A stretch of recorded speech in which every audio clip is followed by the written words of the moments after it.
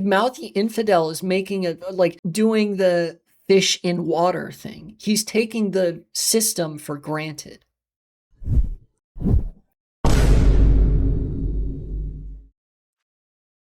Here, let's see if they take to that at all. Yes, okay, they did. Very good. And now I'm making a little bit more money. Okay. Now I feel like I'm safe enough, like in the clear to save and quit. So let's go down here and then I can look at that debate. Save and quit. Okay. We did it. I have a functioning city kind of with more than 10,000 people. That's a good base to start with. Let's look at this debate between Vaush and Mouthy Infidel. Cryoraptor posting it's an older post, but it checks out. It's true. It is an older post, but it does check out. Okay. I actually want to look at this. Well, I guess it doesn't matter that I'm looking at it from Mouthy Infidel's perspective. Obviously the comments are going to be very hostile towards Vaush because everybody hates Vaush, but let's take a look. Yeah, city built. We got something of a city. My biggest city ever in SimCity is 200,000. But that's with me like not having to worry about budget because I put down one of those like money tree things.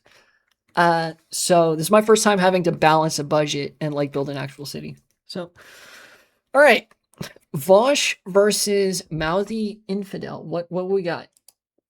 There's no intro, right? It's just the thing. Okay. Oh, I remember these days. This is old school. I actually recognize some of the people that are in chat here. Okay. What do we got? How's the desktop audio, by the way? Not too loud? Hello. All right. What's with the cringe posting? Come on. Hello, Vaush. What's with the cringe post? All right, let me turn it up a tiny bit. A little quiet. Yeah, I got that from this. Let me turn it up to negative 14.2. Are you wait? Maybe negative 13.5. You are a socialist, right? Yeah. Try negative 11. Well, then I just think this is like I think this is an empirical question, right? What is this even about? Based on the like empirical evidence that like I've engaged with, right? No description. Are they talking about Twitter drama? I think the or idea what? of like this the unequal exchange meme about like massive transfers of poor to like wealthy countries originally It's about unequal exchange. Okay, yeah, I got that, but I don't know what the post is that they're referring to, or like the original point of disagreement. Transfers of poor to like wealthy countries originally came from an Egyptian economist named Samir Amin, right? And he tried to like.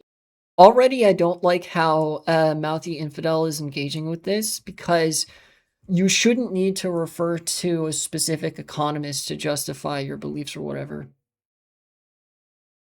I think Mouthy was disagreeing with something Vaush said on stream. Okay, yeah, this is from way back in the day when Vaush would debate fucking anybody. Examine empirically how big this in his chat. Okay. Unequal exchange was an Egyptian economist named Samir Amin, right?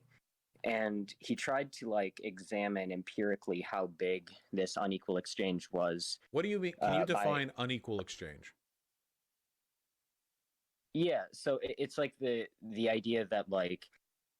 Yeah, people are posting in chat. It is kind of weird that Mouthy, not the horse, not the lollies known.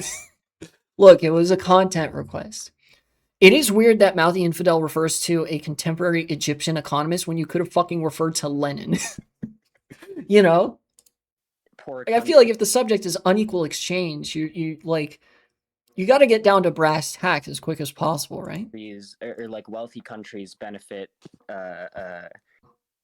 very unequally compared to like poorer countries in like international trade, because poorer countries obviously have like super cheap labor and What can do you mean? like What do you mean by unequitable distribution? So my argument isn't that the global south doesn't make money off these transactions, because Mhm. they do by definition. My Yeah. argument is that they have to be kept in a perpetual state of lesserness to the global north, because if they were afforded the same wages and economic rights, they wouldn't be able to take advantage of the business relationships that Western countries come to them with. There's no like China wants there to be sweatshops, because if there aren't, Western companies wouldn't come over there to take advantage of them.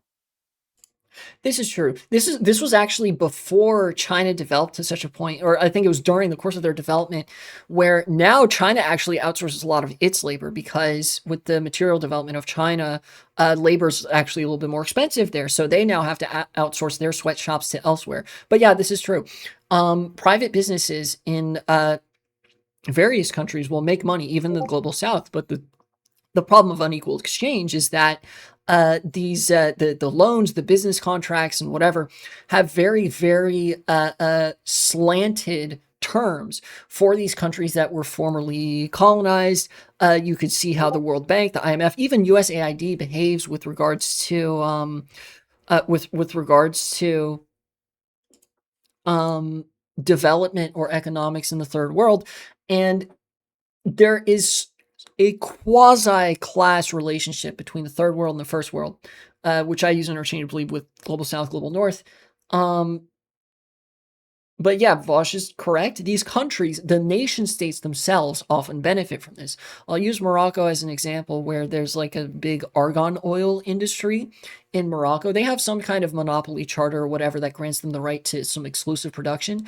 But Morocco, being a third world country, is much poorer, and it is economically advantageous for business interests to keep it economically poor, in a sense, because that justifies paying laborers less. It's basic international development. Um, sure. So, like, I think there's like two kind of questions here that I'm wondering about. So, like, one is the idea of like, do imperialist countries have an incentive to make Okay, already something I really don't like, again, how Mouthy Infidel is approaching this. All countries are imperialist. it so that they're benefiting disproportionately from these trades? And the other question I see is Let me these hold on. trades make it so that they're benefiting Okay. disproportionately from these trades? And the other question I see is it do they benefit so much from these trades and so unequally that if this weren't the case and if things were more equalized, their domestic standards and the welfare states of like Nordic countries, for example, would just like completely collapse, right? Um, My argument isn't that they would completely collapse necessarily, because I'm sure there would be a way for a country like Norway to streamline its economy and operate without the exploitation of the global south. The issue is that that will literally never happen, because Yeah. Yeah, this is correct. Like, it's possible for social democracy to function without exploiting the global south, but they're not going to do it. it's a sure. capitalist country. They'll never do it. Sure. So, like, I guess like two things. Um, for one is insofar as like the question of how much equal exchange like accounts for these places' economies. Based on the calculations of Samir Amin, at least, who was trying to Again, I really don't like this. Just fucking spit the argument out. Stop trying to front load it with credibility. who basically calculated the scale of it by comparing the South's existing earnings through trade to like what it would be if like the labor that goes into producing goods was like equal, right? Or like it was like the benefits from trade were distributed equally between these countries. And it seems that unequal exchange can account for, on the upper end, like 3% of wealthy nations' GDP. I think places I don't know how you measure that. I think that's a load of shit. Or rather, simultaneously, it is and it isn't. Because the project of wealth extraction is something that happens internationally. It's not on the basis of nation states. This guy is like National Socialism posting. I don't want to say Nazi posting, but like there's a fine line to be distinguished between there, even though the National Socialists is the full version of Nazis. But Mouthy Infidel seems to be already like approaching this from the angle that like, oh, this is a inequality that is deterministic along national lines, which it isn't. The reason the global South is exploited so hard is because they were left in that position by previous economic systems, and the capital class has a vested interest in sort of maintaining that, which means that this exploitation again still takes place along class lines. So the exchange between countries might not be that reflective, or like the pure whatever fucking number he's referring to might not actually be that reflective, right? Of the sort of very unequal economic relationship between the like imperial core, as it were, and the rest of the world, the global South. Or as Thomas Piketty puts it, the West versus the rest. Places like Norway spend up to like 30%. Essentially, what I think Mouthy is doing here is losing the forest for the trees a little bit of their GDP on like social spending. I don't know what metric we're using right now, but like almost everything in America is made somewhere in Southeast Asia. There's no way that only 3% of the wealth in this country is a product of our exploitation of the global South. Like almost everything. Yeah, that's a good point too. If we're talking about products and economic production and output, a lot of that comes from the global South. That's where we outsource all our manufacturing to. That number to me could only come as a product of you including stock market value as like wealth in that sense, which is stupid because the stock market is fake. Unironically, Mouthy Infidel is like lib posting. He's very like he's almost like neo lib posting with how much he's misunderstanding the relationship between the global North and global South.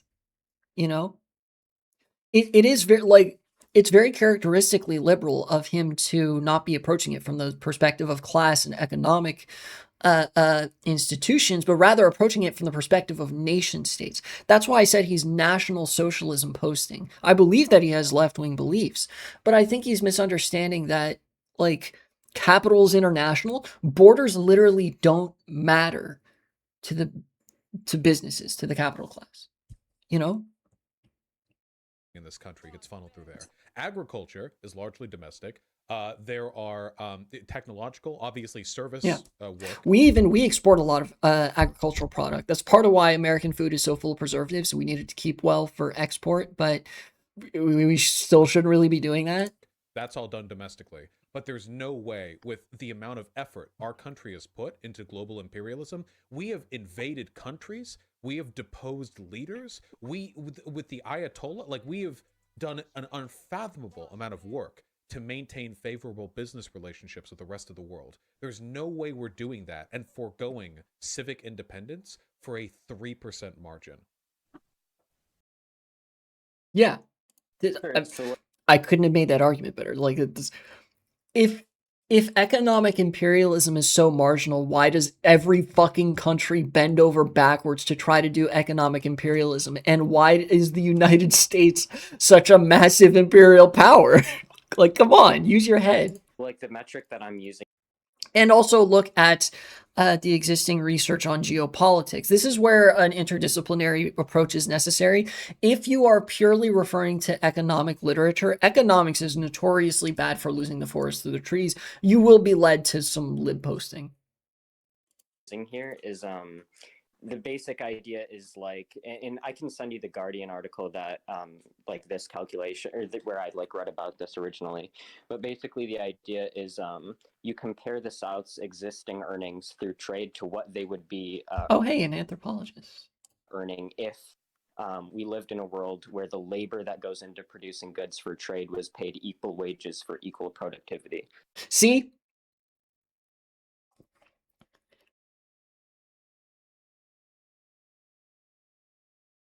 socialists want to abolish the system of wage labor. This guy's not a socialist. Labor that goes into what they would be earning if there the Souths exist in a world where the labor that goes into producing goods for trade was paid equal wages for equal productivity. And like Also, I don't know why he's hinging this on wages. by this metric, like it seems like the extent to which wealthy countries can be like accounted for, or the extent to which like the GDP of wealthy countries can be accounted for this is like seems to be in the order of like 3%. But I'm sorry. Wait, I 2012. don't understand. So you're saying that if every Chinese worker was paid like $8.75 an hour minimum, and they were all afforded the same workers' rights as your average American worker, that would only like account for 3% of the. I'm not understanding where this is coming from. See, the problem with these calculations is that we're working off a hypothetical which presupposes the exploitation of capitalism. Even if Western countries weren't so the problem is, in China right now, their economy relies on exploitation from the global north. If we stop doing that and they like raise their wages and introduce workers' rights and what have you, China would suffer for it because that's their place in the economic market of the world. That's their niche to fill. It's a very large niche at that. But the only reason the world is like that is because of capitalism. The only reason why America got to enjoy a domestic boom based off of slave labor and then rapidly industrialized largely through like economic protectionism, and China can't do the same thing today, is because the economy has moved on past the point that it was 150 years ago. But that inequity is a product of market economies. So to say this is all correct. Not much to say. This is all correct. If you read Luxembourg, you'll know what he's talking about. And also, if you read about the East Asian tigers, you'll know what he's talking about. Yeah, the time's just kind of gone for that sort of protectionism. It like the model of development that the US followed, it was only really possible in a developing capitalist world. But now that the world is developed, and insofar as it has adopted capitalist market logic, countries can't really do that anymore. Like, it's very difficult for countries to do that, especially if they depend on the United States. This was before, America destroyed all of its international relationships. America is a global debtor. China is a global creditor. That is to say, like,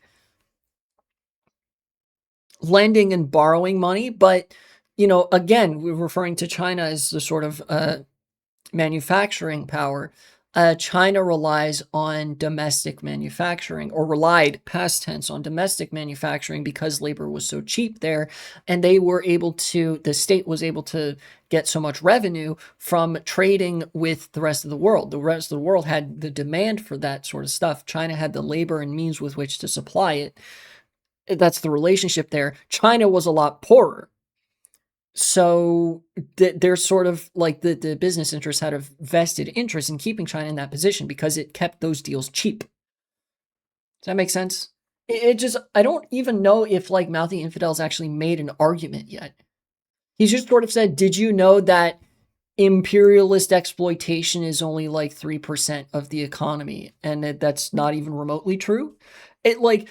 Imagine trying to say imperialist exploitation, such a massive concept that includes such a wide variety of different economic actions, behaviors, policies, etc., is accountable for 3% of the economic value of a country. Two things that are almost entirely disanalogous from one another that you would have such a hard time comparing, never mind trying to measure what one or the other actually means. We'll focus on economic growth as a metric for how good a country's doing. The one thing I hate about econ bros, it's a focus on a largely capitalistic metric to judge systems that don't rely on economic growth as a metric for success. Yes, you're exactly correct. They're trying to use line go up as a measurement for the economic health of a country. But line going up is driven almost entirely by speculation. And the economic health of a country and its institutions are very much not connected to speculation. In fact, there's almost an inverse relationship there. line going up is oftentimes bad, but because of the way a capitalist economy works, line going down is also really bad.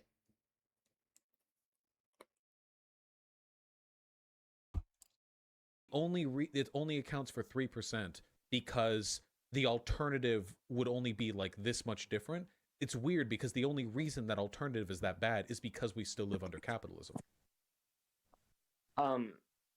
Like Mouthy Infidel is making a is sort of doing the fish in water thing. He's taking the system for granted. You know, he's in his analysis and in attempting to debunk imperialist exploitation as a major economic phenomenon, he is completely overlooking the fact that systems exist, right? I'm not sure like exactly. So if you're saying like the only reason like the alternative wouldn't be that much worse is because of like exploitation that has like occurred in the past, then I mean I would be sympathetic to that argument, but I don't think that goes to show that like social democracies couldn't maintain their like relative level of like domestic prosperity if Well, again, because it's a global capitalist system, the deglobalization of capitalism would actually necessitate a precipitous drop in the quality of life for the imperial core. That's the problem. We want there to be a globalized system that isn't capitalist. We don't want to like, again, this guy is actually like nationalism posting. You don't want to deglobalize capitalism. You want to create a global socialism. You know? It like, and again, social democracies probably could maintain a very good quality of life if the world were deglobalized, but they wouldn't want to. You know, that's too much effort for the same result. And ultimately, part of how you would maintain a good quality of life by with a deglobalizing economy would be just to do socialism, fundamentally. if Not that they couldn't, like but they other wouldn't. countries were There's to no like, reason for them to. Yeah.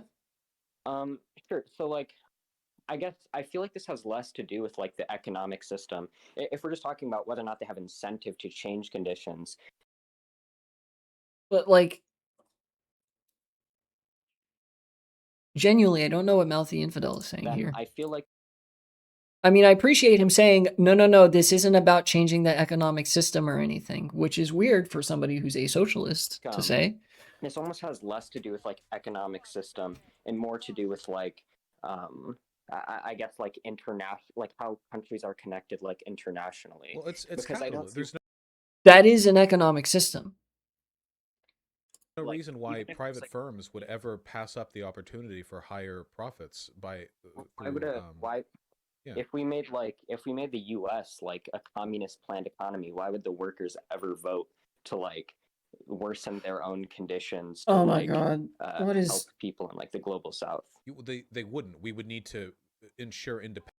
he's not, like I said, National Socialism posting. Socialism in one country type shit. That's not socialism.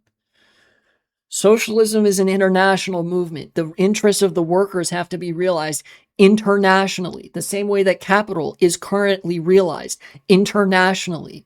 I genuinely, what he's saying is like a lot of this is just really incoherent. I can't understand what he's saying here.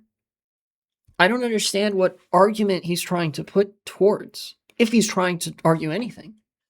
Independence for the global south, so every country is on a roughly equal like trading field, or more likely that trading blocks could be equal, because just like countries Here, would hold need on. To like help people in like the global south. They wouldn't. We would need to.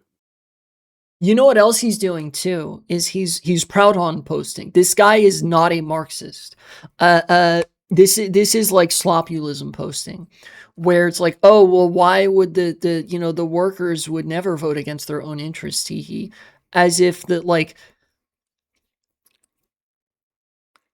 workers don't also constitute the body of major reactionary movements, and that like these things have to be Essentially what he's doing with the sort of like, oh, haha, the workers vote on such and such, or like, the workers would never vote for this, is, again, he's presupposing a certain framework, and that framework is liberal democracy. And when you're talking about international exploitation, you're talking about imperialism, you have to be willing to acknowledge that liberal democracy is part of that imperialism, right? It's the facade of democracy. You have to understand that these systems all connect to each other. He literally said earlier, it's not about economics, it's about international relations. I have news for you. All of these things are connected to these other things. If something is about international relations, it can't be not about economics. If something is about liberal democracy, it can't be not about economics. If something's about economics, it can't be not about the political system. You picking up what I'm putting down here? Ensure independence for the global south, so every country is on a roughly equal like trading field, or more likely that trading blocks could be equal, because just like countries like the United States and Russia are always going to have an advantage because of our size, China, India, but like if we're talking about a bunch of like Southeast Asian countries, if they were to become like independent and develop their own like internal infrastructures and work together as a trade bloc, then I think that would certainly be preferable. Sure. So like what policies would, like, I guess, put us in that direction? And I don't see why, like, I guess I don't see why, like a fully planned, like, communist society of workers would be any more likely to work to aid, like, the global south and, like, resisting, That's not my like, argument. I'm just saying that so long as we have Is he fucking Econoboy or something? This here seems like something I would hear from Econoboy back in the day. Except Econoboy, I don't know if anybody knew this. Econoboy actually radicalized to the left. He's a socialist now. Which is great because it shows that, like, if you're really interested in understanding all this data and stuff like that, and the sort of underlying research questions that drive it, you do get radicalized to the left over time. any kind of I market don't know. economy, capitalism, social democracy, whatever, there's always going to be an economic incentive to exploit. But if it well, was a there still planned would be. economy, there wouldn't be any such incentive because nobody stands to make a profit from it. Well, there would still be an incentive because, like, even if Oh, I see where he's going now. Mouthy Infidel is probably presupposing, is probably confusing like a Soviet planned economy with a communist planned economy, which is not the case. If you had a socialistic economy, a planned economy, where you had achieved the abolition of the state, the abolition of money, the abolition of class, then there is no incentive to exploit. You've removed that incentive. The incentive for exploitation comes from the nature of class, money, and the state, right? The state is a set of expansionistic institutions. It wants to grow outwards and take more and subsume more into itself. Companies and private businesses are much the same. They want to expand operations. They want to grow continuously. They want to make more money, more. Again, this guy hasn't read Marx. If you read Marx, you would know this. That there is a tendency for the rate of profit to fall. So there's this feverish effort to constantly try to not just make a profit, but to make successively more profit each cycle. Companies don't content themselves with making a 5% profit. The next year they want to make a 6% profit. The next year they want to make a 7% profit, and then maybe even a 10% profit. And they want to continually grow those margins, which is what the economically destructive force is. In a planned economy where exchange is non-monetary, you don't have money, you don't have profit, things are decommodified. Those incentives are gone. Essentially, if you have the exploitation incentive intact, if you have the profit incentive intact, if you have the state intact, you haven't done socialism.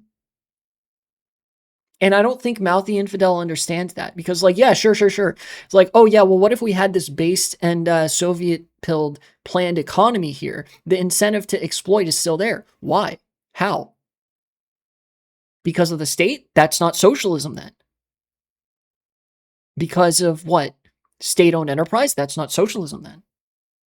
because of the need to make money, that's not socialism then. If there's no profit in like the capitalist terms, right? There would still be like, yeah, somebody in chat is saying that like this is almost like a kind of social democracy realism.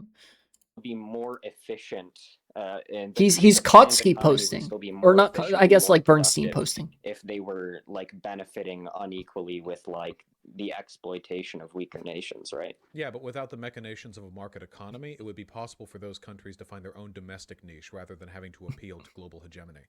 Right now, like China doesn't really have an alternative to its current economic strategy, because if it just gave up like on the global exploitation thing and gave all of its workers a fair wage and what have you, they would suffer tremendously for it, because we would all pull out, we wouldn't invest anymore, like Chinese exports would drop massively. So the only way in a capitalist society these countries can move forward is to play into their exploitation. Plenty of countries have done this. This is one of the things the IMF and the World Bank does. They'll give you loans, they'll give you payouts, but you have to neoliberalize your economy, make sure that it's open to foreign investment. Yeah. It's a very seditious thing that they do. And China does the same damn thing over there in Africa, so I'm not saying they're any better. The point, though, is that these market incentives ultimately ensure that there's always a part of the world that needs to fulfill this role. Whereas if you remove the market incentive, not just in America, I mean abroad, it's possible to develop economic niches outside a reliance on the exploitation of your own people. It's possible market incentive, not just in America, I mean abroad. It's possible to develop economic niches outside a reliance on the exploitation of your own people. Yeah. Again, yes. Markets are inherently predicated on the flow of money and growth, which necessitates exploitation. In order to profit, you have to be exploited. Somebody has to be exploited, right? It's not possible to get out more than you put in from a process, right? Like in like a financial sense.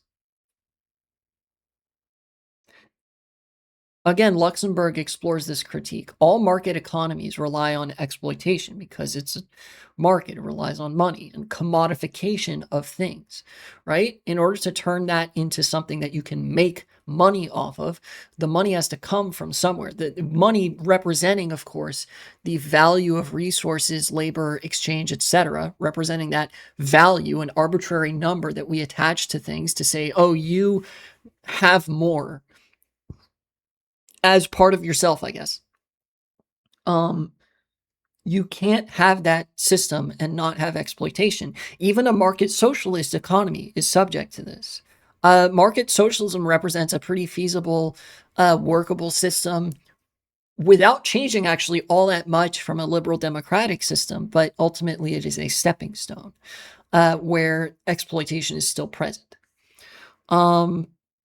Yeah, you in order to destroy the incentive, you have to destroy the incentive. Destroy being deconstruct, détruire, as opposed to construire. Destruct, destroy, right? You can't leave any part of that intact. It's a very, very big change, but you address things one incentive at a time, right? And yes, as an anthropologist, I hate the World Bank and the IMF with all my fucking heart and spirit because they are a significant part of the engine that keeps some slew of countries and institutions in this perpetual debt trap where they can be exploited as an economic underclass. So like, I guess like what do you mean by that? Like what sort of like economic niches could be like developed by like a third world country such that stronger countries would no longer have an incentive in exploiting them to make them? And again, he's putting the onus on an individual nation state. This guy is a nationalist in his political analysis, right? You can't do socialism in one country. It's an international thing. It is a matter of abolishing the class system. You can't have the class system and have socialism anywhere. Um, it would need to like, and to address the part about like, oh well, what economic niches would there be if countries like no longer were exploited in capitalism or whatever? Like, how would that work essentially? I don't know. The same way that industrial specialization works, some countries may have really good lumber products. Some countries may have really good medical institutions. Some countries may have really good uh, metallurgy and metal manufacturing. Some countries may be very, very good at agriculture. That's all natural. Like, that's all well and good. Those are different economic niches. You know, some country may have really well developed educational institutions or something like that. It's possible to still have specialization to an extent and but have removed the monetary incentives, to have removed money and the state and class, right? Because there are just some places in the world that have such and such resources, and there are some places in the world that kind of don't. Like, I don't know. There's no oil under the ground in like Germany, but there is oil under the ground in Saudi Arabia and in Iran, or there's not much fresh water on the eastern coast of Russia and near the fucking Pacific Ocean, but there is fresh water, in the Hudson River or in the Potomac River on the east coast of the U.S. Right? Type shit. Their like economy like more efficient, right? Well, South Korea did it, didn't they? South Korea was able to grow its economy at like a breakneck rate. Now Did that I under capitalism, right? huh? But they did that under capitalism, right? Yeah, Yes. well, yeah, they did it under capitalism, but they didn't do it while like selling their exploitative labor to developed countries. They did it Yeah, by Well, wouldn't focusing that protectionism. heavily on manufacturing and the tech sector. wouldn't that sort of like contradict the point then? Because I feel like if I'm asking like what's an example of under like a communist global society where a planned economy would be able to develop itself such that like other countries don't have an interest in exploiting it, and like your example comes from Again, he's doing the socialism in one country meme. This guy, I think he just fundamentally doesn't understand what socialism is. I don't believe that he's a bad faith actor. Like, my man is clearly interested in reading economic literature to learn about these subjects, right? I just think that he doesn't understand the broad implication that socialism has for the world as like an aspiration or an ideology or whatever, right? Like, it's possible to build socialism before capitalism is gone. That's how you get rid of capitalism. But the way that revolutions happen, the way the liberal revolutions happen is essentially they built liberalism under the nose of feudalism. You have to build socialism under the nose of capitalism. And then eventually, when capitalism collapses, there have to be alternative structures that people can rely on that are not exploitative or not as exploitative, right? Like, in these socialist systems, they can be based off of mutual aid. And like in order for socialism to supplant capitalism, it has to be entirely non-monetary, non-statist, non-class oriented, right? It has to be classless, it has to be moneyless, it has to be stateless. And then when capitalism collapses as a system that incorporates all three of these things, money, state, and class, socialism would be an alternative that people could rely on. And then socialism eventually would assume the state of normalcy, not the state, but it would assume the position of being the normal system with which people engage with, right? And that has to happen at a global scale. Sure, it's going to start somewhere, right? And in the 20th century, we saw this. But I think what Lenin and many other socialist leaders learned is that capitalism wasn't done yet. That's kind of where state capitalism comes from. Lenin, to his credit, did try to inch the needle towards socialism, but capitalism just wasn't well developed enough yet to be at that point of total collapse. It was very awkward to try to develop socialism straight out of feudalism. You can still do it, but the socialists of the time were responding to capitalism, not feudalism, right? Yeah. Essentially, like, if a socialist revolution were to happen, let's construct this hypothetical scenario, right? If we saw a world that started shifting away from capitalism, what would happen is capitalism would start to fail everywhere. That's kind of the stage we're at right now. Capitalism is starting to falter everywhere. The speculation bubble is becoming the object around which the entire economy is oriented. Real production is assuming a smaller and smaller role in creating the profile of national wealth that the ruling class pays attention to, right? What would then happen in this sort of revolutionary cycle is that alternative institutions would be developed, more community-based organizations. People would people would almost organically just start rejecting the engagement with the capitalist system because there would already be nothing to get out of it anymore. There would be no more utility for it to serve to society. A very, very insipid example of this is the community response organizations to ICE. These are compatible with liberalism, but ultimately, like, it's an example of the kind of organizing that would have to start happening in response to an abject state of decline that capitalism is facing, right? And this organizing structure, it would not just happen in one place, right? Forcible acceleration of state power and consolidation in Minneapolis resulted in community organizations fighting against it. But the collapse of capitalism would have to start being so complete that people would spontaneously, they would start organizing, they would recognize, okay, if we are to survive this, I will need to know my community. We will need to make these mutual aid organizations. The conventional structures of power are no longer serving a social function, and socialism will be developed out of necessity in response to that, assuming people have the consciousness to pursue it and don't simply content themselves with trying to stabilize capitalism as Mouthy Infidel is here.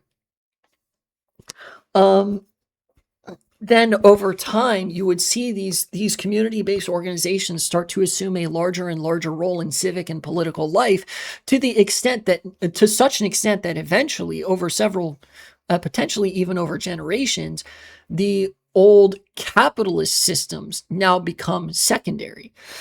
Think of it this way.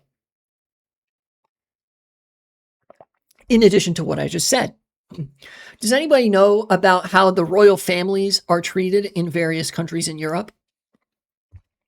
And how they occupy largely a ceremonial role, but have largely been incorporated into the structures of capitalism. We have a tiny, tiny vestige of what feudalism used to be, mostly subsumed into the broader capitalist framework, now that the world has developed into a world of capitalism, a world of liberal states. A similar version of that would happen with socialism, where socialism would grow and grow and grow until it eventually eclipses capitalism, and capitalism shrinks to a purely ceremonial role if it exists at all. For example, the United States is entirely capitalist. There is very little remnant of feudalism, except for maybe landlords. There is no royal family. There are no, there's no like Duke of such and such who occupies the ceremonial role as part of this big family and that sort of thing. We are in the capitalist structure of power. The socialist structure of power would have to immerse all of society. And by structure of power, I mean basically a socialist mode of organization, both politically and economically, would have to immerse society to such an extent that it eclipses capitalism entirely. Think of it like painting red over a canvas of blue. Eventually, you may have some pockets of purple, but the canvas would have to be red. If you've painted a dot of red, you haven't done socialism.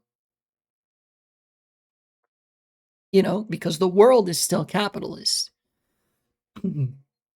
This is why the Paris Commune failed, is because it was an isolated experiment, actually quite a successful one while it was happening, of socialism, of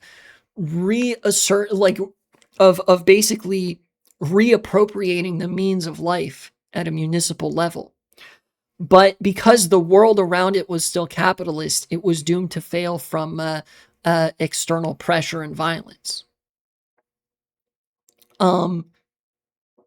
You would have to start seeing hundreds of these dots springing up all over the world spontaneously, because like the blue world of capitalism has so completely failed that people need an alternative. Essentially, what I'm trying to get at, the point of me explaining all of this to the extent I'm able, is that Mouthy Infidel is trying to debate the best way of, like, I don't even know what he's debating, but in attempting to make his point, whatever it is, he is assuming that the rest of the canvas will still be blue. He is fundamentally misunderstanding that socialism is an international project. Sure, it's going to happen somewhere first, but if it is successful, if a socialist movement is successful in sort of cementing a new organizing structure, a new civic and economic structure, then you will not need to concern yourself with, oh, how will the capitalist world react to this? Because the capitalist world will have to be in such an advanced state of decay that there's nothing that they can do about it. Does that make sense? Let's continue. I've been yapping for quite a while. There's 10, 12 minutes left in this debate. Way to exploit it without a market economy. Without like international investors, there wouldn't be a way to exploit them. Well, I feel like there still would be, right? Like, I mean, even if you had different planned economies with like different levels of power and influence in the geopolitical community, there would still be like a situation wherein, you know, one country could leverage their power or influence over other. He assumes that in a communist world there would still be countries and nation states. There would not be. Again, he's like National Socialism posting.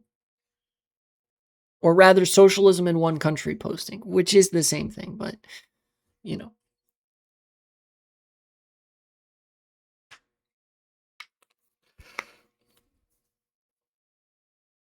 So there's imperialism will always exist as a concept. I'm just saying that. Yeah, if countries exist, then you haven't done communism. If nation states still exist, then you haven't done communism.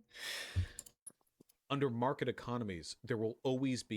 Also, yeah, people posting, he's like, I don't know, I feel like such and such. I think, okay, I'm gonna make some sort of pronunciation here. I think Mouthy Infidel is just a liberal social democrat. I think he's like I don't think he's necessarily a neoliberal, but I do think he's a liberal. And I think, honestly, he should own that. I have way fewer problems with somebody who is earnestly interested in these subjects, but is a liberal, than somebody who just like, he almost engages in academic browbeating. I don't want to be that uncharitable, but he clearly is like having a hard time understanding the systemic implications of socialism. He's like, you know, like, I don't necessarily think liberals are our enemies right now. I think neoliberals are our enemies right now. I think liberals eventually are socialists in the making. Right? Think what's her name? Jennifer Welsh from the I've Had It podcast. She's great. She's not a socialist. She's a liberal. But her political instincts radicalize her to the left and make her want to do good things, right?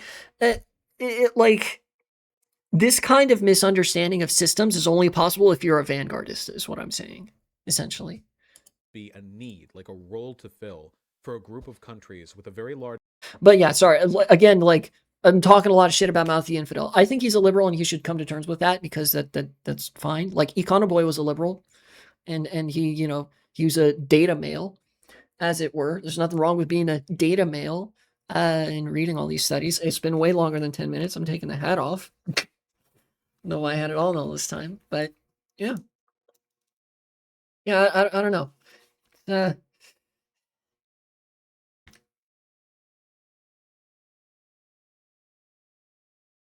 Large population and very weak workers' rights for other countries to exploit their labor. Like, the more America and Europe transition to a service economy, which can only be done and fulfilled locally, the more our manufacturing and industrial needs get transplanted onto the global south. We rely more and more and more on that inequality. And while it is true that there are fewer starving people in the world per capita today than there were 50 years ago, which is entirely accounted for by China, by the way. A lot of neolibs, capitalists, and probably also Mouthy Infidel will point to the fact that capitalism has been instrumental in in the decline of rates of world hunger and extreme poverty. This is because of two things. There are two inconvenient statistical realities. Would you consider yourself a left com? You could probably put the left com label on me and it'd be pretty accurate, but I usually just use the term socialist, communist, or anarchist to refer to myself. It's one of those bits where like reading theory beyond a certain point almost doesn't help you understand all that much, because it's like, oh, there's so many labels. It's like, yeah, I'm a anarchist left com with fucking, I don't know, with fucking like Thomas Paine, Adam Smith characteristics. Like, what the fuck does that even mean, right? So, I mean, you could call me a left com if you want. Probably be about as accurate as anything.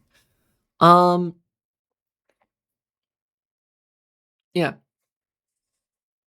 the world is getting per capita. Anyways, what was I saying? Oh, yeah, there are two very inconvenient statistical realities that fly in the face of the narrative that capitalism has been instrumental in helping to reduce world hunger and world poverty. Number one, the rate of global poverty is laughably low. The bar is laughably low. It's something like $2 a day, and that number has not changed since 40 years ago. The $2 a day in 1980 was worth more than $2 a day now. The international standard for extreme poverty has not been adjusted for inflation, and that's by design to make the numbers look good, right? $2 a day now would probably be like 50 cents a day in 1980. But that's number one. Number two is, if you control for China in these global trends, in the decline of hunger and poverty, the line is flat. All of the decline in poverty and hunger that capitalists parade around as a great victory of the economic system is completely attributable to China. Is China still capitalist? Yes. But it's because China has been, as Vaush says, very protectionist in its economic development. You know? Essentially, China has like been attempting to do the manufacturing shtick the way that the United States used to, and has been very successful in developing their country through intelligent political leadership in ways that sometimes fly in the face of capitalistic incentive structures. Sometimes. By and large, they are still capitalist, but these are not successes attributable to capitalism.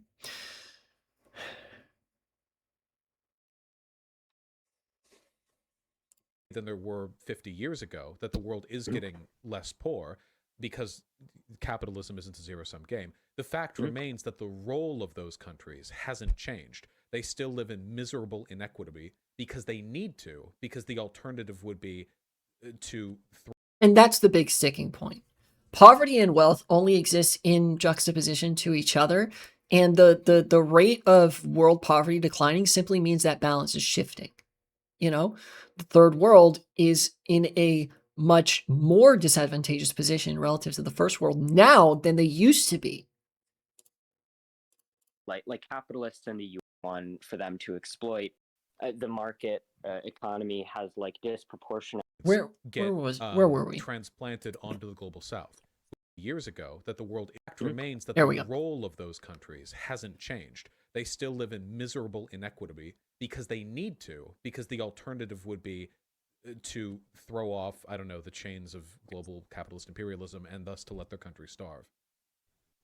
So, and yeah, and I think Vaush approaches the issue correctly, where like as a country in the global south, you kind of can't do you can't just do socialism in one country, right? Because, like I said earlier, that's a dot of red in a sea of blue, where capitalism is blue and socialism is red, right? The entire canvas is going to eat you alive. Look at what they did to Cuba. Cuba didn't even have time for people to figure out whether it was going to be a real socialist experiment or not, because the entire Western world immediately sanctioned and embargoed them for 60 years or more. Look at what's happening in Cuba right now. The people are starving. Why? Because the capitalist world descended upon them like ravenous dogs and made sure that the ways and means of life were impossible to attain, right? Because they attempted to exist outside of a capitalist system. Say what you want about the Soviet Union, but they were willing to support countries that were trying to build a socialist political system, right? There was some sort of respite from the canvas. Like, imagine if you painted part of the canvas purple, and now the red can coexist with the purple, still capitalism, but doesn't immediately erase the red, right?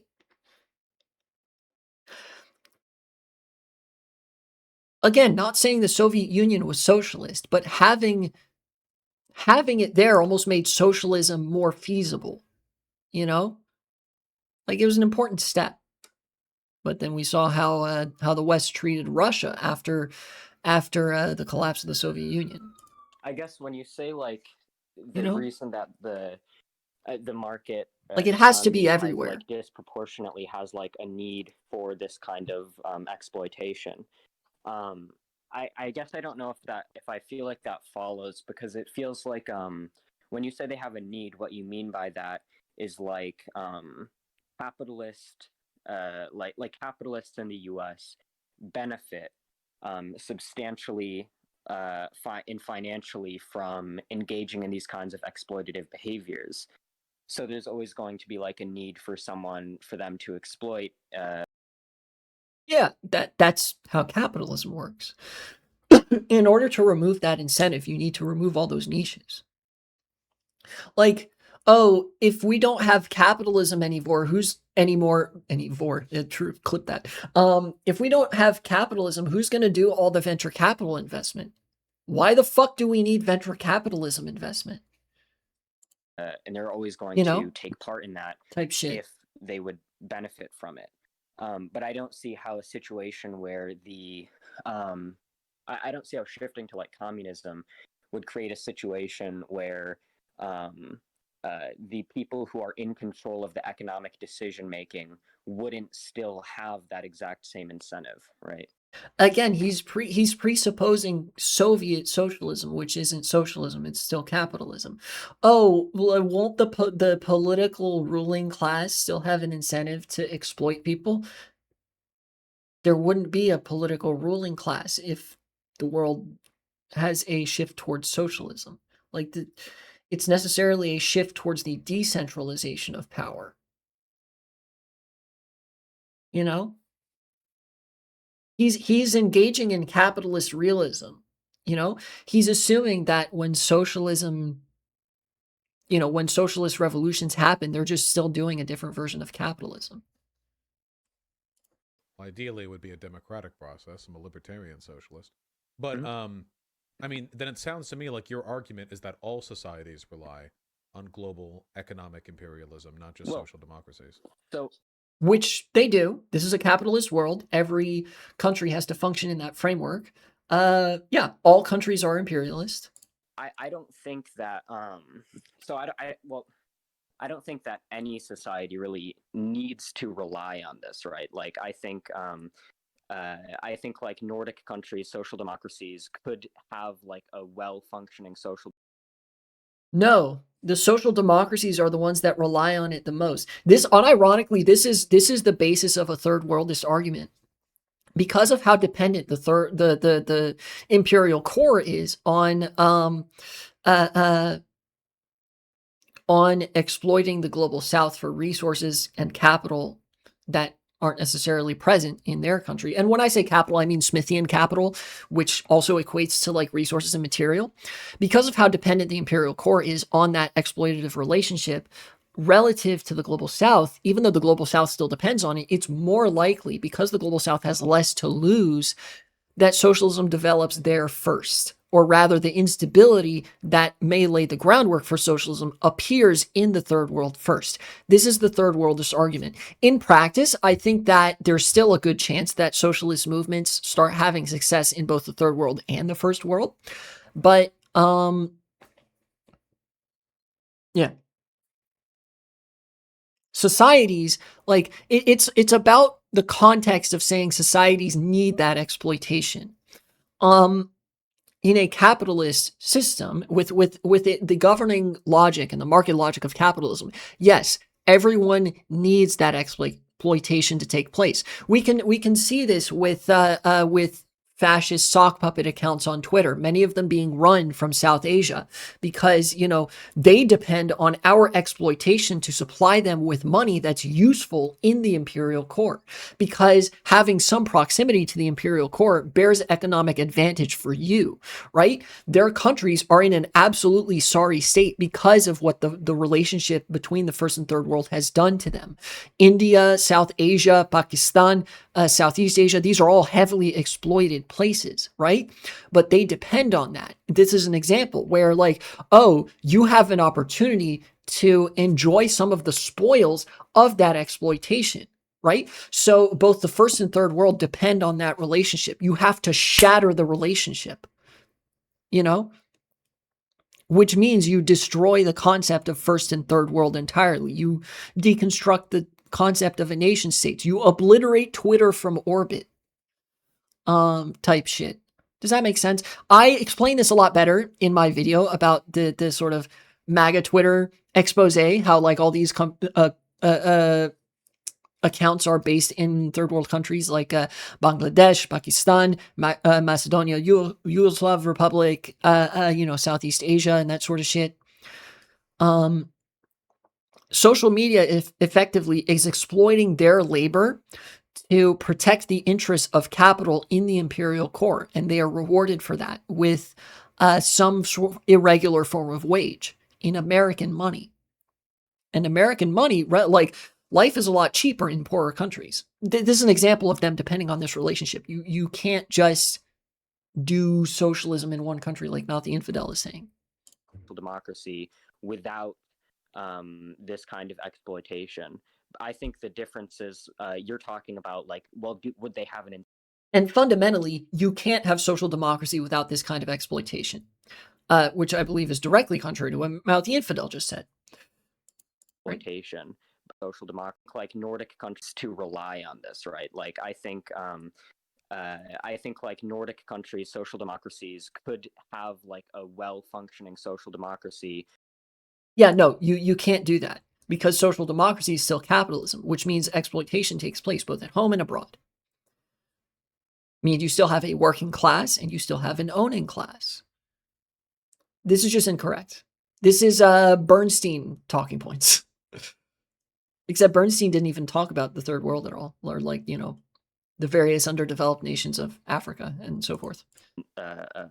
Sort of commanding heights. We're not of the capitalists. economy. As long as we live in a capitalist society, they're going to have the lion's share of control over how society's productive resources are managed.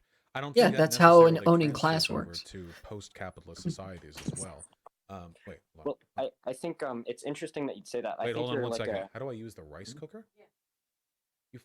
You push the button. Okay, yeah, but the other one was more complicated. This literally is just start. Yeah. That's all? Yeah. Okay. Push the button. Just making sure it's also reheat. Okay. This is now rice cooking advice with Vaush.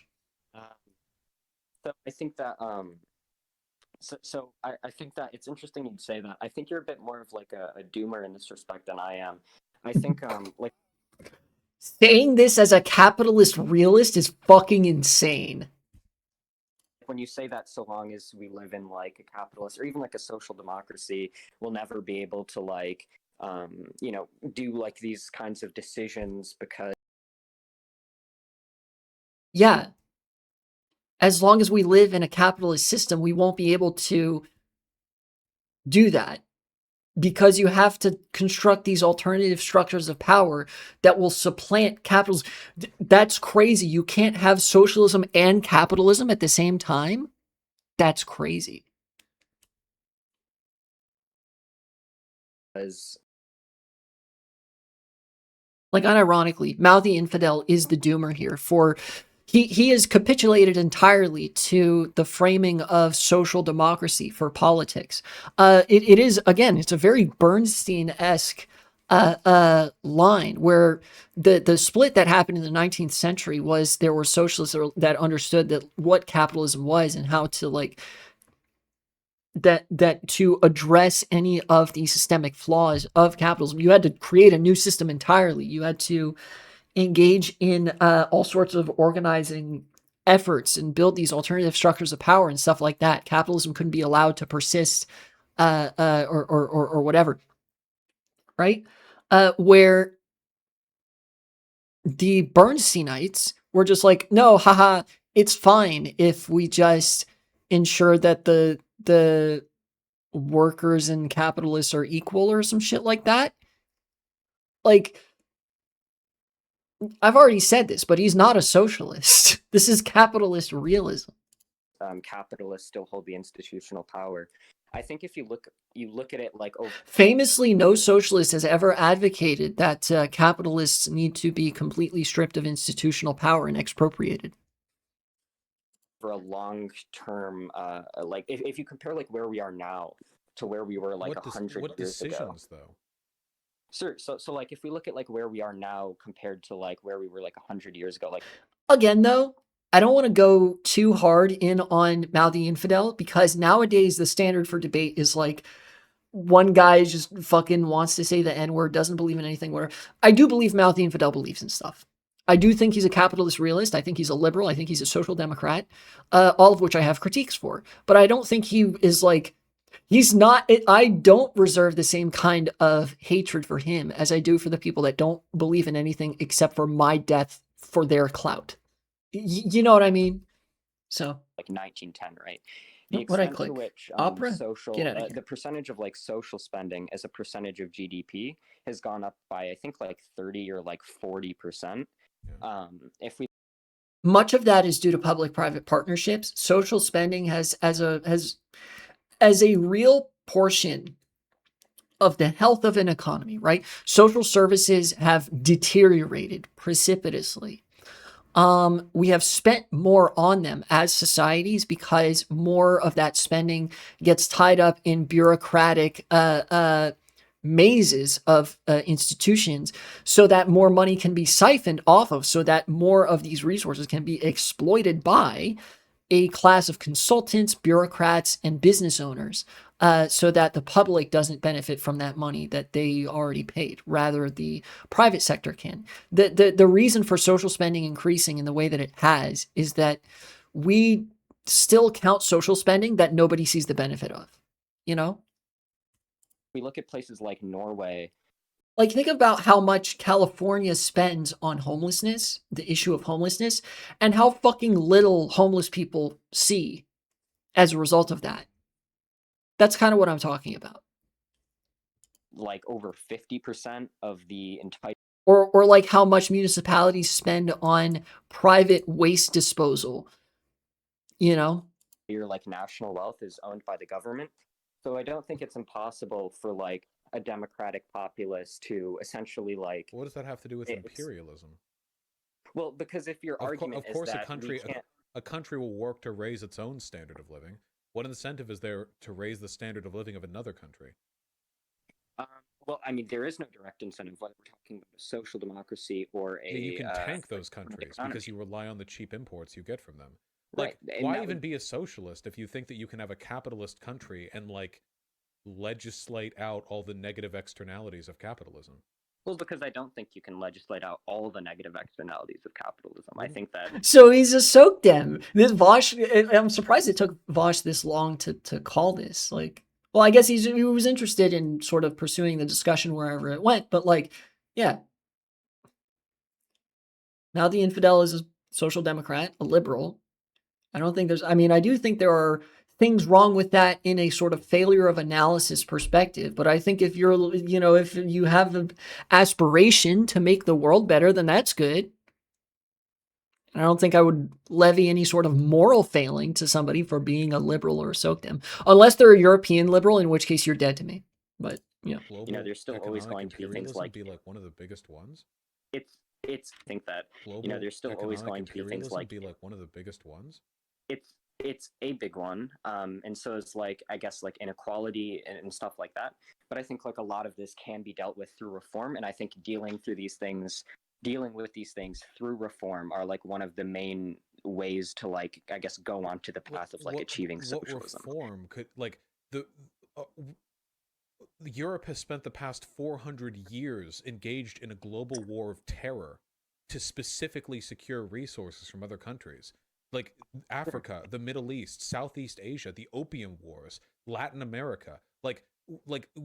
What you're saying we could legislate out has been the modus operandi of the global north for since the development of firearms. Like we have been living on the principle that that core nations can live in greater prosperity if you just take whatever the fuck you want from like other countries full of brown people. Used to be we could just go in there and murder as many of them as we wanted, then set up a deal with their king in exchange for not killing him and take as many spices as we wanted. Now we have to do it a little bit more complicated with like business negotiations, but the same strategy, like you're not describing like a small externality or like a big one. Like this is the nature of capitalism.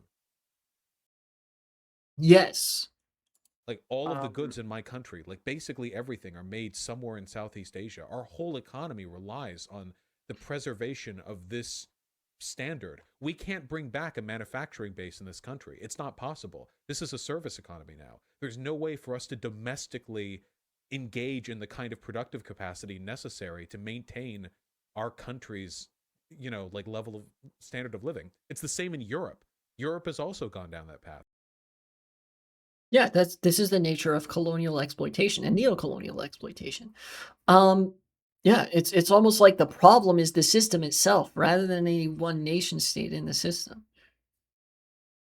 So is Japan. They used to do all the technological manufacturing there, but like every other developed country, they focus mostly on service goods now, and they all have all their goods made in a poorer country by poorer people. They're Yeah, using Japan as an example, all of Nintendo's stuff is mostly manufactured in Vietnam. Uh, in America, we used to get a lot of stuff made from China. China still makes some pretty high quality shit now that they're a wealthier manufacturing power. Now, a lot of times we get things manufactured in Bangladesh or Pakistan or India or Southeast Asia somewhere. like we're playing a game on a table that's built on the backs of these slaves. I don't think this is like some inconsequential 3% we could legislate it out problem. I think this is just the game that is played. And I think, okay,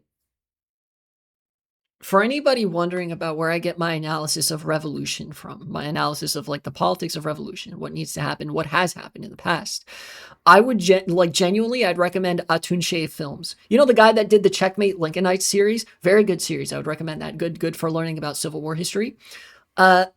He made some videos more recently. He actually over time was radicalized from like a left liberal historian to like an anarcho communist or anarcho syndicalist or whatever, some kind of anarchist. I would genuinely recommend his videos on the American Revolution and how that all unfolded. In fact, let me go to his channel right now to see which videos I'm thinking of because they're really good.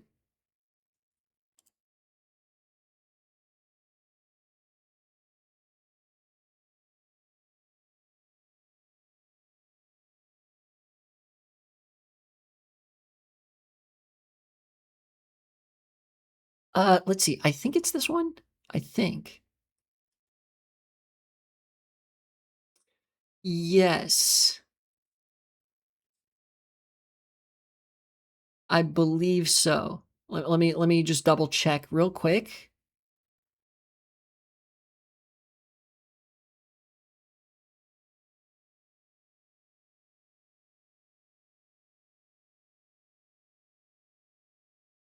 Yeah. So he has a video called The Real Cause of the Revolutionary War. Here we go. This one, where he's wearing the nice powdered wig and stuff. Genuinely, this, and I think also the video that appears right next to it, the Who Were the Minutemen video, these are instrumental about learning about the nature of revolution and capitalism as well. So shout outs to Atunche Films. Yeah.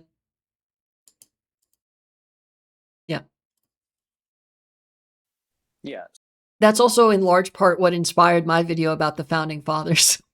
So I guess the three points that I would make, and I mean we can like center in on like either one, on any one of them, I guess. Like the 3 points I would make is I don't think. Yeah, okay. Potato Lord in chat makes a very I don't know if reductio ad absurdum is the correct thing to term this as, but a very short version of this point that essentially like, oh, it was voluntary to suck dick for the coconuts. The problem is that you are forced to do that. The problem is the relationship that exists there, that somebody controls all the coconuts. You have to suck their dick to get the coconuts, right? And that's like the only food source, whatever. You guys probably know how the hypothetical goes, right? That's the problem, is the nature of the relationship. You know?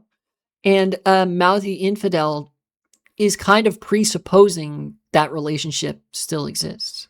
He's still like Mouthy Infidel is proposing that you do something less extreme to get the coconuts, when in reality there just shouldn't be a guy that owns all the fucking coconuts. You know? That like. Again, I think he's just a liberal, and there's like just not necessarily a problem with that. I mean, again, failure of analysis, sure, but I don't necessarily think that's like a moral blemish on your character if you still want good things to happen for the world. Now, where I think it would become a moral failing of character is if you were a 20th century right-wing social democrat of the type where you retreat further and further into the directive of the state, right? But I don't know. I don't think that Mouthy Infidel is that. Unequal exchange, or like the influence of it on capitalist countries, is like, I don't think that's like the majority of the economy, right? Like I think like. Okay, here's where I do have to levy a little bit of moral character criticism. This is just stupid. The entire economy relies on that. Saying this, I think, shows your ass in how little you understand that this is a global economy and goods and services can be produced and rendered abroad. Well, I mean, services, the service economy is mostly locally based, with the exception of the occasional outsourced call center in like India or something like that. No, to the extent that we rely on like product, that's almost all international. Like what he's talking about is the entire real economy, except for basically the agricultural stuff that America does domestically. Hell, even a lot of our food comes from the third world. You know those little fruit cups? That have like they have pineapples and like peaches and stuff in them. They have a little fruit juice and stuff. I never liked them that much, but they are like, they're all right. Those are made in Thailand, or they're packaged in Thailand. Even the stuff that we grow locally depends on foreign labor, either domestically in the form of immigrants on work visas or whatever, or abroad in the form of it's actually cheaper to ship it abroad, package it elsewhere, and have it brought back. That's the entire economy. Like based on the data that I've engaged with, it seems like if we were to like pay like. He has not engaged with the data. I know this because I have engaged with the data. If we were to like read Piketty type shit, engage in international trade with these countries that was like fair, right? And Lenin. This affects the economy like to the order of like. And also, the like the IMF themselves. I remember reading an agronomist or an agronomics. It's like agricultural economy article about Haiti when I was doing research for Haiti. And the Haiti produces a lot of rice. Most countries will do their agriculture largely domestically. You know, it's kind of hard to have a country if there's not enough fertile ground around you to do agriculture, with the exception of like the occasional fucking exclusively capitalistic speculation type city states, right? Haiti produces a lot of rice. You know, there's a favorable climate to grow rice there. Something that again is only possible because of the international exploitation of labor and resources and the exchange of goods abroad. Rice is not indigenous to Haiti, but it can grow there. They grow a lot of rice. It's a very effective food product for feeding your country. One of the terms, the IMF has a storied history with Haiti, or rather, I should say the other way around, where Haiti has been stuck in a debt trap. One such instance in the 1980s of an IMF loan to Haiti, an IMF aid package, stipulated that Haiti could only use its rice for exporting purposes. The IMF imposed terms on Haiti that it was not allowed to use its food to feed its own people, at least in part, with those rice fields. They had to export that food and sell it at market internationally. Who did they sell it to? Probably the US. In fact, yeah, it was the US in large part. I remember that from the article as well. Saying that this accounts for a vanishingly small portion of the economy is like unfathomably ill-informed. Entire third world countries have their economic fates dictated by this, and our bellies are fat because of this. You know? That's just one example, but the IMF, like by and large, this is not the only country that the IMF or the Gates Foundation or the World Bank has done this to. Many countries in sub-Saharan Africa were subject to similar farming restrictions, not in the sense of like buying and selling, but in the sense of land use. You know, like, oh, you have to use these methods for crop rotation. It ended up stripping the land and further impoverishing those countries. But, you know, we got some agricultural product out of it. And that's the nature of the world economy. Like 3%, I guess. I'd have to look at the math. If we're talking global. And again, this is like almost impossible to do the math on because of how complex the subject is and because of how much of the world economy relies on it either directly or indirectly. Economics. I don't have an econ degree. Like, yeah. I'm out of my field here. What I'm talking about mostly is like political theory, not economic theory. I can look more into it. We can skip past that. Wade. Yeah, but in addition, I just think like it is true. I'm like, don't trust any link necessarily telling you, oh, this is the size of unequal exchange, because they would have to just explain the entire fucking economy to you. Historically, this kind of exploitation has been very prevalent throughout history, but I don't think it follows from that like if we were to gather the political will, we couldn't legislate that into like not being the case. And I don't think that if we were to adopt, I do think that it is like almost impossible to legislate this issue out of existence, because there has to be a more comprehensive addressal of the framework, you know? A planned economy, there would be necessarily any less of an incentive for the people who are in control of the economic decision making, even if that's like the democratic will of the people. I don't think there would be like any substantially less of an incentive for the same like exploitation to take place, because like at the end of the day, like I don't think like workers in the US, even under a planned economy, would vote to like, hey, we're going to help out, we're going to help liberate this third world country, and in exchange we're going to have like a significantly larger scarcity of like all of these resources which are no longer being produced by slave labor, right? Yeah, that's the problem with capitalism and liberal democracy. You like, oh, I don't think the American proletariat would just vote to do that. Yeah, no shit. That's why we have to change the system. You know? I mean, yeah, I'm sorry. I'm just looking at some numbers right now where like the per capita income gap between the global north and global south has tripled over the past 50 years, and Jesus, I didn't know it was that bad. I knew it was bad, but not that bad. I don't like it seems like the trend on this is pretty clear. I guess it's been a little while since I've read Piketty. Yeah, the one thing that Piketty does explore, I don't think he takes a look too much at. No, he does look at per capita income, and the per capita income of the global south has risen at almost the same percentage rate, but that means that the gap is actually widened because they had less to begin with. I do, however, remember that the inequality gap between the top percent and the bottom 90% is drastically widening, both here and abroad. Quality is rising all around the world. I don't know. Yeah. One of the big issues that I have with capitalism isn't take a monarchy, for example. Hypothetically, under a monarchy, you could have almost everything associated with a social democracy. You could have equitable treatment for all people. In fact, most monarchies are like this. This is many people say it's the age of liberalism, but I think it is the age of liberalism, and I think it's also the age of social democracy. Fundamentally, every state, authoritarian or otherwise, is a social democracy.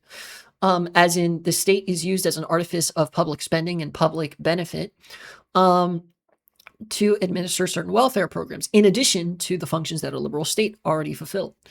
And the UK, the Netherlands, these are ceremonial monarchies that have a very social democratic structure to them. But let's take a different country, for example, Morocco, or maybe was it Thailand? These are also monarchies, but the state occupies the same role that a social democratic state does. You could have in those countries robust healthcare. You could have essentially education that's free for all. Essentially, everything is social democracy. The reason why we fight against monarchy is because democracy is a better means of achieving those goals. And likewise, it could conceivably be the case that a capitalist society fixes everything about capitalism inside of it. That I think that's possible. I mean, I don't think that's possible. Happen. It's possible in. Oh, okay. If that's the case, then maybe the same way that it's possible to build a sandcastle right up next to the ocean in the wet sand, but the sandcastle is just going to get destroyed immediately. So functionally, it's rendered impossible. In the same way of it's possible in the same way of having an autocracy or a totalitarian dictatorship and trying to push for some kind of democratic reform by asking them nicely. It just can't happen. It's not incentivized materially. So it's been known to happen. The reason that I earlier brought up the example of social spending as a percentage of GDP massively increasing over the last. Again, I've explained why this is a bunch of crap. It's not 100 years is because it seems like it's not a not saying Mouthy Infidel is full of crap, though I think it partially is. I'm saying this talking point is bunk. Akin to just asking these people nicely, right? We can very clearly see that the populace through democratic reformist means can work substantially against the economic interests of the capitalists who are currently in power without any violent retaliation or anything like that. Inequality keeps rising anyway, so it's obviously not reversing the trend. Yeah, see, the stated mission of social democracy in the late 19th, early 20th century was ostensibly to eliminate inequality while still maintaining the system that capitalism exists as, or within, or under, whatever, right? It's we can do all that without changing so much. They failed. There were many things that they succeeded in doing, but ultimately they failed. Inequality grew over time. Capitalists seized a larger and larger portion of the economy. Workers were further disempowered. The world became less democratic. Speculation ran rampant. You had the Nazis literally refer to themselves in some sense as National Social Democrats. It functionally the thing that social democracy achieved was just growing the state. making the state larger, which I Look, don't think is how necessarily about a I good take some time to thing. look into this? I have a feeling Medlock's going to come on and yell at me at some point in the near future anyway, so I can Okay, that'll be fun. prep for that. All right, I love Sure. you, buddy. Thanks. Okay, Thanks for having me on. I love you too, Vaush. of Goodbye. course. All right, I got to read those. Be well. You too, bud. That was good.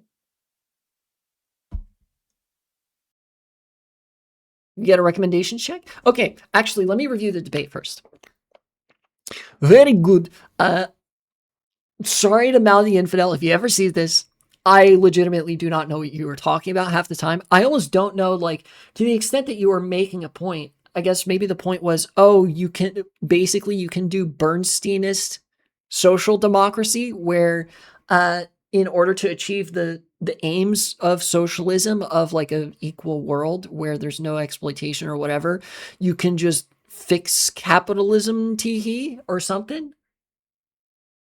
Like you build that out from capitalism or whatever, which the main point being something that I disagreed with, but I think Mouthy Infidel was kind of all over the place with the extent to which he relied on a single author to make his point. There was almost like no incorporation of first principles, which made it very confusing for me. I think Vaush showed himself to be much better read in that debate, and was largely correct about the things that he said. Apart from that, intellectually invigorating, of course. It was just refreshing to listen to that kind of conversation between two people who actually believe in some shit and not have to go like, this person's lying, they don't actually believe this, blah, blah, blah, like every 5 fucking seconds, you know? It was good debate. Mouthy Infidel was incorrect, but for the most part, I don't necessarily fault him at a character level for that, the way I would for a conservative on a certain level. I do think, though, that he suffers from some failures of analysis, but if I see from the date, this was 5 years ago. So I don't know. I don't know what he's up to now. Hopefully doing bigger and better things. Let's get a recommendation check, and then I will end the stream. This might be a debate review. I'll put it on my YouTube, probably. I've been meaning to watch this. Rob's Guide to SimCity 4 from Rob's Red Hotspot. Very good. Hassan, Iran Strikes Back. Okay. Dayazal, I was watching this guy earlier about like what makes for a scary or not scary Minecraft mod. And I think I agree with a lot of things that he said. There's some cool, scary Minecraft mods that I do not use. There are some not very scary horror mods that I also don't use. Anyways. Kyle Kalinske, of course, our boy. Rawful Light with the Balatro. This is a channel I have not seen before. Best and Worst of Super Speed. Clips from Deepwater Horizon, the movie. Might want to watch this later. No one believes anything anymore. American Psycho type shit. Very good. Ben a minute. I remember this guy. He did a little video project where he went on Twitter and pretended to be a right-winger and did like communist propaganda through the aesthetic of being on the right. He actually got some people with that. So I kind of wonder what the effects of that were. Krennic being a diva, of course. We love Krennic. You know, it's funny. In an interview, Ben Mendelsohn actually said that he wanted Krennic in the Andor series to be a bit fruitier. And I think it turned out amazingly. But yeah, I think we passed the vibe check for my YouTube recommendations for the most part. Now let's end the stream so I can get some lunch. I had a late start this morning and a big breakfast, so I was able to go for a good 3.5 hours. Let me turn this back down to -19. Who is live right now? Am I able to realize my purpose as a Cody Schwab orbiter? Yes, I am. Falco top 10. All right. Enjoy Cody Schwab, and I'll see y'all next time. This was a good stream. Thank you so much for watching. Make sure to like, comment, subscribe, even donate to support the channel. It would really mean a lot to me.